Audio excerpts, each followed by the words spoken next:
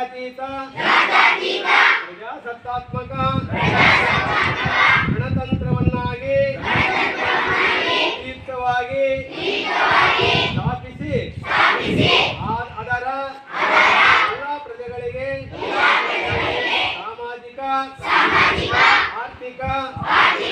ಮತ್ತು ರಾಜಕೀಯ ನ್ಯಾಯವನ್ನು ವಿಚಾರ ಅಭಿವ್ಯಕ್ತಿ ನಂಬಿಕೆ ಭಕ್ತಿ ಮತ್ತು ಆರಾಧನೆಗಳಲ್ಲಿ ಸ್ವಾತಂತ್ರ್ಯವನ್ನು ಸ್ಥಾನಮಾನ ಮತ್ತು ಅವಕಾಶಗಳ ಸಮಾನತೆಗಳನ್ನು ದೊರಕಿಸಿ ವೈಯಕ್ತಿಕ ಘನತೆ ಮತ್ತು ದೇಶದ ಒಗ್ಗಟ್ಟು ಮತ್ತು ಐಕ್ಯತೆಗೆ ಎಲ್ಲರಲ್ಲೂ ಮಾತೃಕತೆ ಅನ್ನು ಪ್ರೋತ್ಸಾಹಿಸಲು ನಿರ್ಧರಿಸಿ